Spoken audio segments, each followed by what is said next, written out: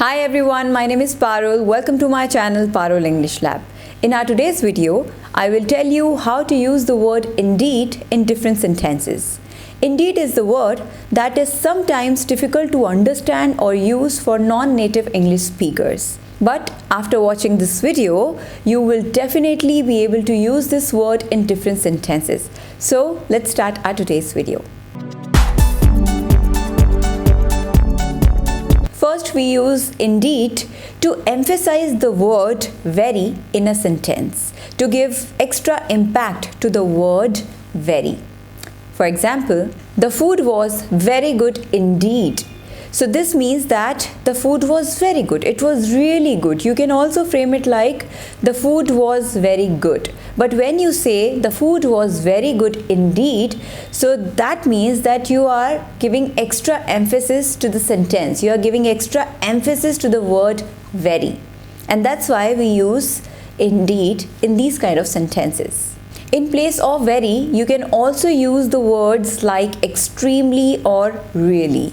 For example, this place is extremely beautiful indeed, or this place is really beautiful indeed. This means that this place is extremely beautiful or extraordinary beautiful. You can run really fast indeed. You can run very fast indeed. You can run extremely fast indeed. So this way we use indeed to give more impact to the word very, really, extremely.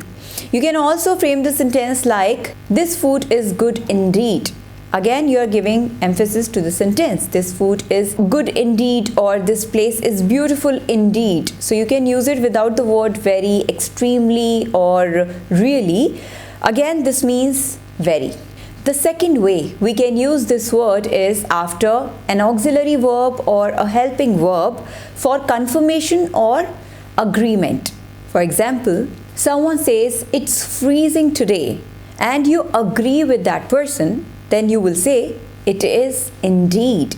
So it is freezing today, it is indeed. This means that yes, I agree with you. It is. So here indeed comes after is, and is a helping verb. We know what are helping verbs. We already have done that. If you want to know more about helping verbs, I have made a video about it. I will mention the link in description box. So here it comes after a helping verb. It is indeed. Now here you can change the order also. You can say indeed it is. It's freezing today. Indeed it is, or it is indeed. They both are correct. So it is up to you how you want to use it. He deserves to get this job. He does indeed, or indeed he does. So here the helping verb is does. And this means that you agree with that person. He deserves to get a promotion. He does indeed. That means I agree with you. Whatever you're saying is right. So this way we use it after an auxiliary verb for confirmation or agreement. So here we have seen how we can use indeed for agreement when you agree with someone. Now let's see how you can use indeed for confirmation. Someone asks you, have you done your work? That person wants to confirm it with you. Have you done your work? And you say, I have indeed. You confirm it. Okay, so here you are using it after an auxiliary verb. I have is an auxiliary verb. I have indeed, and you're using it for confirmation. I have indeed, or indeed I have. Did you complete the project last night? Indeed I did, or I did indeed. This means yes, I've done that. Yes, I did it. In all these examples, we have seen that we have used indeed after an auxiliary verb for confirmation and agreement. We use indeed as a way of repeating a question to emphasize it. For example, there are two friends and their bag is missing. One of them says, who stole our bag? And another one says, who indeed? So here this means that they both don't know who has stolen their bag, and this is a mystery and they want to solve it. They want to find who has stolen their bag. So this way we use the word indeed when we repeat a question to emphasize it. Who has stolen our bag? Who indeed? Let me give you one more example. You and your friend have to complete a project in 2 days, and your friend says, how are we going to complete it in 2 days? How are we going to complete this project in 2 days? And you say, how indeed? So this means even you don't know how you're going to do it. It's impossible to complete this project in 2 days. So you both don't know the answer, and you're repeating the question. How are we going to complete this project in 2 days? How indeed?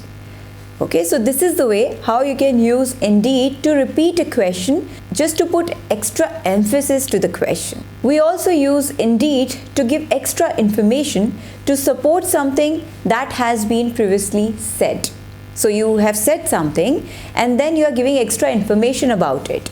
In that case, we can use indeed. For example, he is a great actor.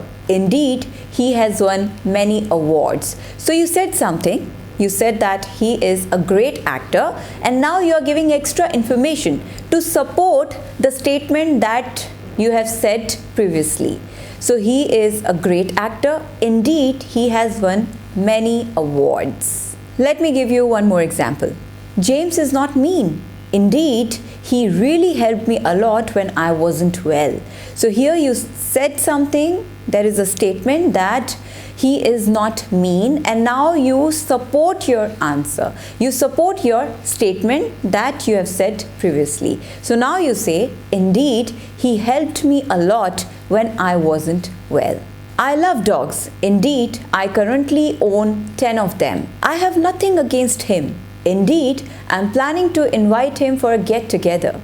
So this way we use indeed when we want to support a statement that has been previously said. So that's all for today. I hope you have understood how you can use this word in your everyday conversation. Now please start using this word, because this shows that you actually have good command on advanced English. So please use it. Please like and subscribe to my channel Parul English Lab, and don't forget to press the bell icon for future notification. Thank you, take care, keep learning, and have a great day.